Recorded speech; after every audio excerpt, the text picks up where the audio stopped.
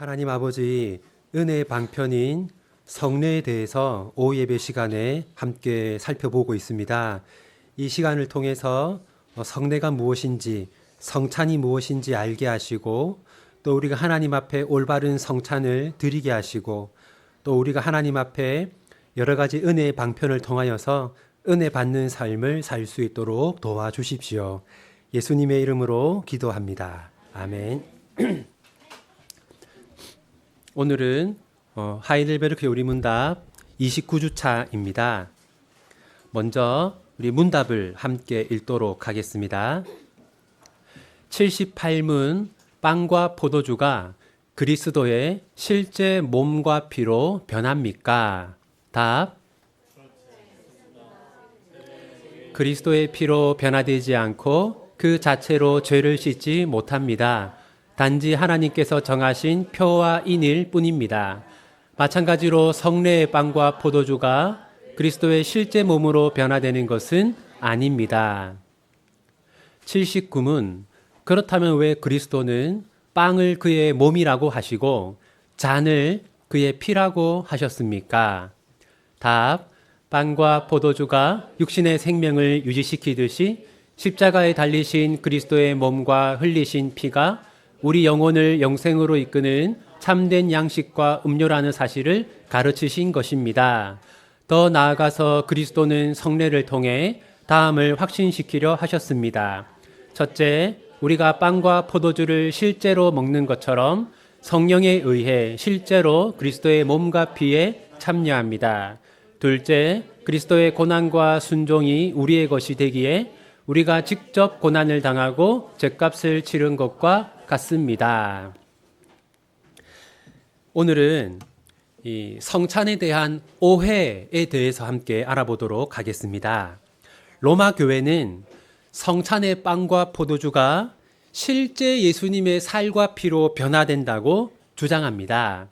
화면을 보시면 이 빵과 잔이 있죠. 저 잔에는 뭐가 담겨 있겠습니까? 포도주가 담겨 있겠죠. 로마 교회와 우리는 성찬을 할 때 빵과 포도주를 사용한다는 것은 같습니다. 그런데 이 빵과 포도주에 대한 해석이 전혀 다릅니다. 로마 교회는 어떻게 가르치냐면요. 이 빵과 포도주가 실제 예수님의 살과 피로 변한다고 주장합니다. 자, 이 화면을 보시면 로마 카톨릭에서 성찬을 이제 시작하는 장면인데요. 이렇게 빵과 포도주를 높이 드는 것을 축성이라고 해요. 이렇게 빵을 높이 들지 않습니까? 그리고 신부가 라틴어로 이것은 그리스도의 몸이다 라고 외쳐요. 이걸 축성이라고 하는데, 그럼 그 순간 이 빵이 실제 예수님의 살로 변한다는 겁니다. 자, 이렇게 포도주를 높이 들고 이것은 그리스도의 피다라고 외치면, 이렇게 축성하면 그 순간 이 포도주는 실제 예수님의 피로 바뀐다는 겁니다. 이것을 뭐라고 하냐면요. 화채설이라고 합니다. 화채설. 화라는 것은 변한다라는 뜻이고, 채는 몸체, 그러니까 그리스도의 몸으로 변한다라는 겁니다. 화채설. 여러분, 로마 교회는 화채설을 믿기 때문에 어떤 일을 하냐면요. 예를 들어서 빵을 나눠주지 않습니까? 그런데 실수로 이 빵을 땅에 흘렸다. 그러면 그 빵을 어떻게 할까요? 빵을 땅에 흘렸어요. 어떻게 할까요? 네, 바로 주워서 먹습니다. 왜냐하면 그것은 빵이 아니라 무엇이기 때문이에요? 예수님의 살이기 때문입니다. 이런 일도 있습니다. 어떤 분한테 신부가 빵을 줬어요. 근데 그 순간 빵을 입에 넣었는데 그 사람이 먹다가 재채기를 한 거예요. 그래서 그게 다시 땅바닥으로 탁 떨어졌어요. 어떻게 해야 될까요? 그럴 경우 그 사람이 주워 먹거나 그 사람이 다시 주워 먹기를 거부하면 신부가 주워서 먹어야 합니다. 왜 그러냐? 그 빵이 무엇이기 때문이에요? 실제 예수님의 살이라고 믿기 때문에 그렇게 먹는 겁니다. 심지어 중세 때는요, 성찬을 하고 남는 빵이 있잖아요. 근데 그 남는 빵이 빵이라고 생각하지 않고 뭐라고 믿습니까? 예수님의 살이라고 믿잖아요. 그래서 그것을 돈을 주고 팔았어요. 근데 여러분, 자, 빵은 실수로 땅에 떨어지면 주워서 먹을 수 있잖아요. 그런데 포도주는 땅에 흘렸다. 그러면 이 포도주가 예를 들어 바닥이 나무라면 바닥으로 스며들잖아요. 그럼 다시 먹을 수가 없지 않습니까? 그래서 성당에서는, 로마 가톨릭에서는요, 포도주는 주지 않습니다.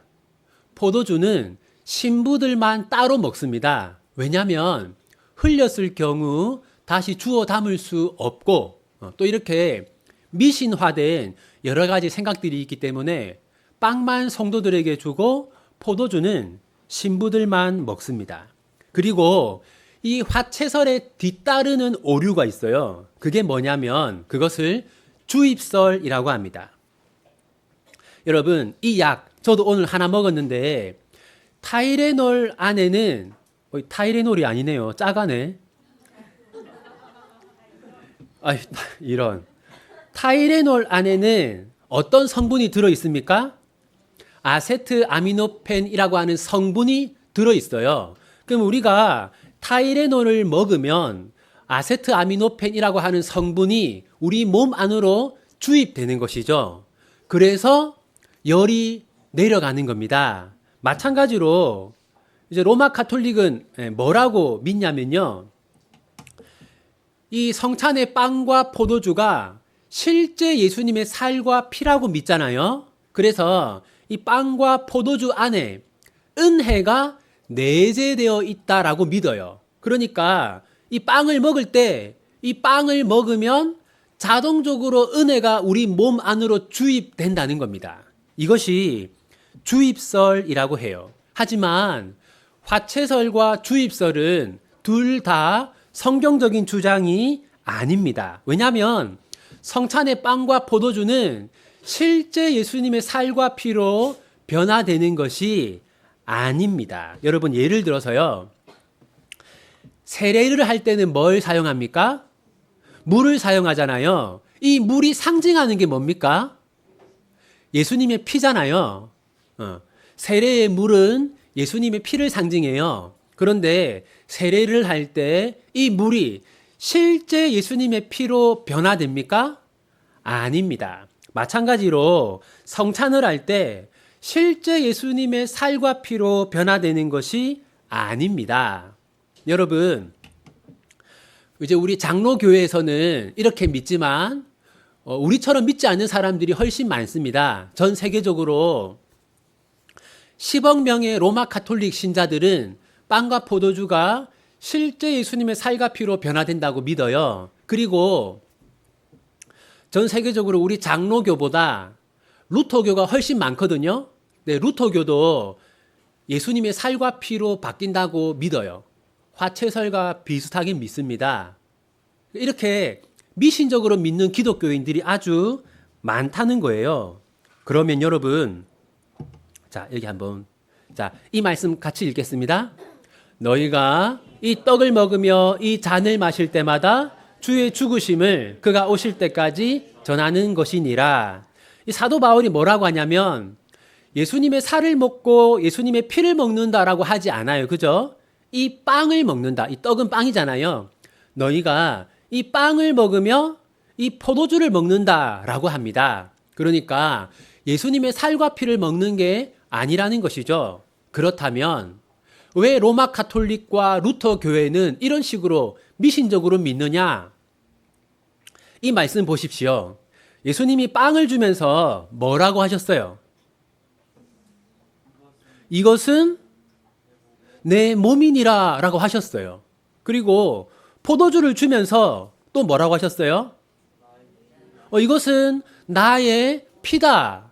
예수님이 이것은 나의 몸이다 하셨고 이것은 나의 피다라고 하셨어요. 그래서 로마 교회가 화채설을 믿는 겁니다. 그리고 루터교는 공제설이라는 걸 믿어요.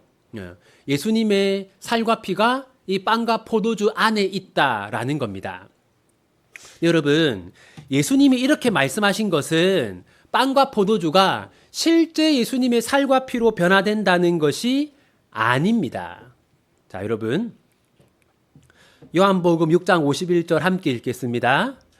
나는 하늘에서 내려온 살아있는 떡이니 사람이 이 떡을 먹으면 영생하리라. 내가 줄 떡은 곧 세상의 생명을 위한 내 살이니라 하시니라. 이 말씀 보시면요. 자, 이 떡을 먹으면 뭐 한다? 이 떡을 먹으면 영생한다라고 하는데, 자, 이 빵이죠. 이 빵을 먹으면 영생한다라고 하는데 이 빵이 누굽니까? 여기서 이 빵은 예수님을 말하는 겁니다. 여러분, 그러니까 이런 거죠. 우리가 밥을 먹지 않으면 우리 몸이 어떻게 됩니까? 밥을 계속 안 먹으면 우리 몸이 어떻게 될까요? 죽겠죠, 그죠? 그러니까 빵이 우리 몸에 생명을 주잖아요. 그것처럼 예수님이 우리 영혼에 영생을 준다라는 것을 말하고 있는 겁니다. 그러니까 예수님이 성찬을 통해 우리에게 빵을 주실 때는 이 빵이 너희 몸에 생명을 주는 것처럼 나는 너희에게 영생을 주는 생명의 빵이다라고 말씀하는 겁니다. 그러니까 이 빵이 실제로 예수님의 그 살과 피로 바뀌는 게 아니라 예수님이 영생을 주는 분이라는 것을 우리는 믿어야 하는 것이죠. 다음으로요. 이제 여러분, 츠빙글리라고 하는 분의 초상화인데 이 츠빙글리도 종교개혁자입니다.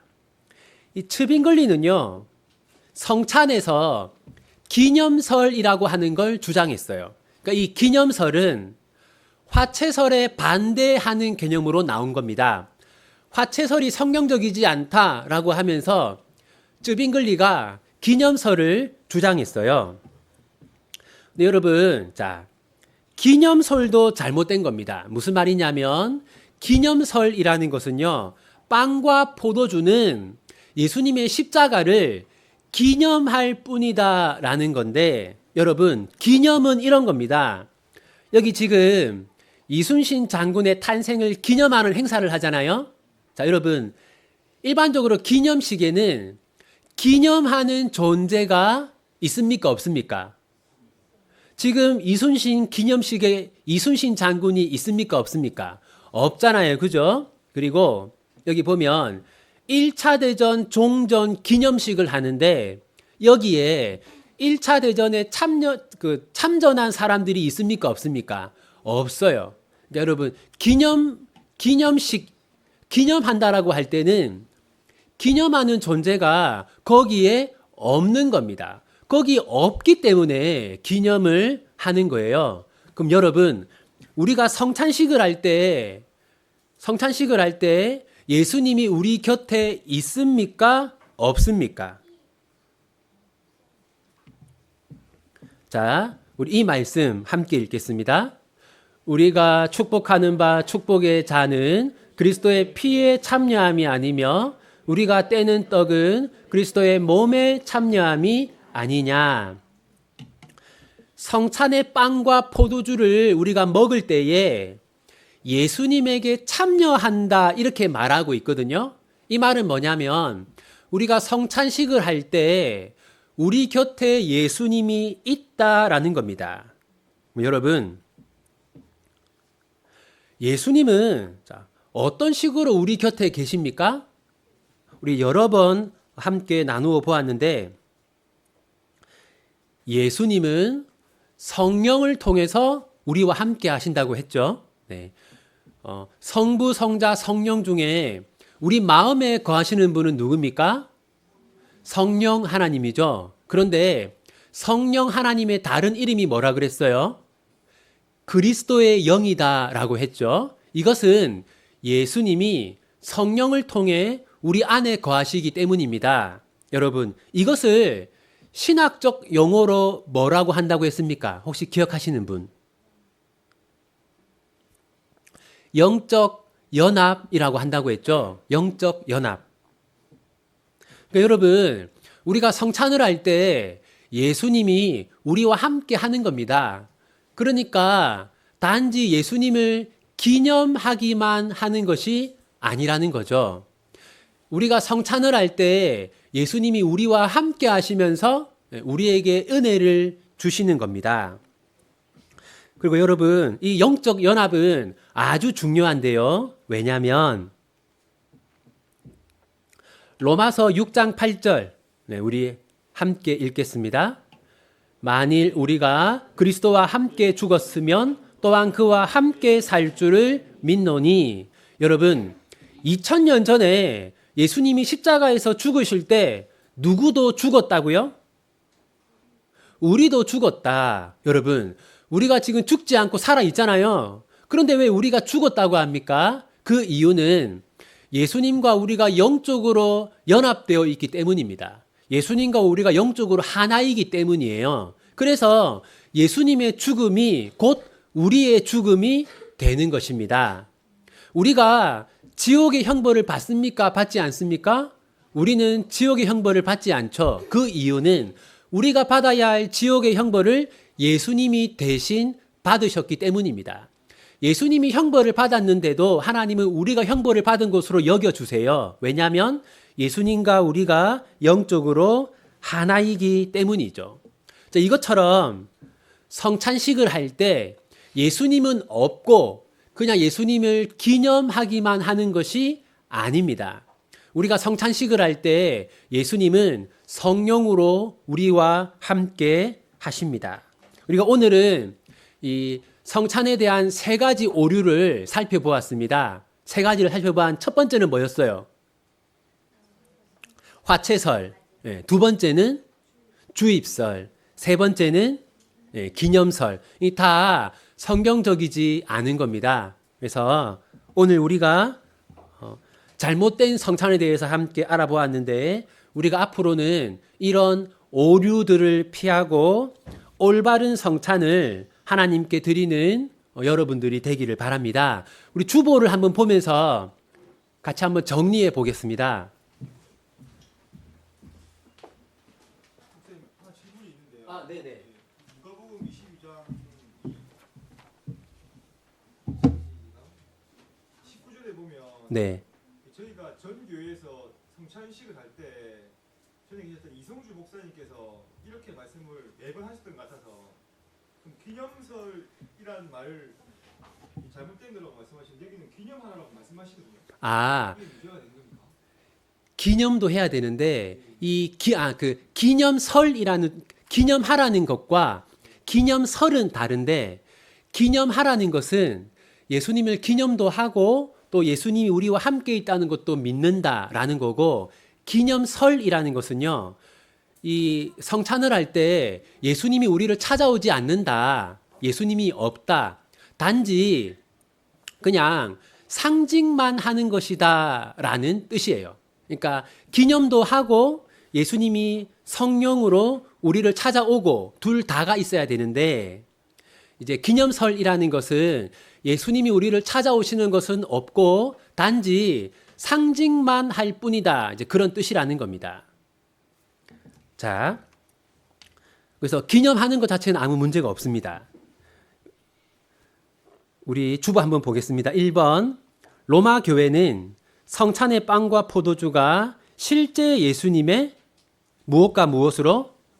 살과 피로 변한다고 주장합니다. 이런 로마 교회의 주장을 뭐라고 합니까? 화채설이라고 합니다. 3번, 예수님의 말씀은 빵과 포도주가 살과 피로 변한다는 것이 아니라 예수님이 무엇을? 영생을 주시는 분이라는 뜻입니다. 그리고 빵이 육신의 생명을 주듯이 예수님이 어디에?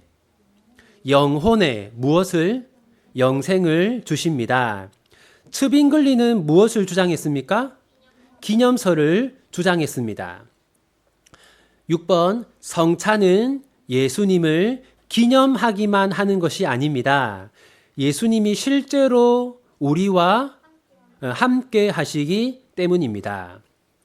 그래서 기념하는 것도 맞습니다. 성찬 예수님을 기념하는 게 맞는데 예수님이 실제로 찾아오느냐, 찾아오지 않느냐, 이제 그런 차이를 말하는 거예요. 그래서 로마 가톨릭은 예수님의 몸이 우리를 찾아온다라고 하고 우리는 예수님이 성령으로 우리를 찾아온다. 이렇게 다르게 해석하는 겁니다. 7번, 예수님이 성령을 통해 우리 안에 거하시는 것을 무엇이라고 합니까? 영적 연합이라고 합니다. 8번, 영적 연합 때문에 예수님의 죽음이 우리의 죽음이 되고 예수님의 순종이 우리의 순종이 됩니다. 자, 이제 우리 마지막으로 한 번 더 29주차 78문 질문과 답을 한번 보겠습니다. 빵과 포도주가 그리스도의 실제 몸과 피로 변합니까? 그렇지 않습니다.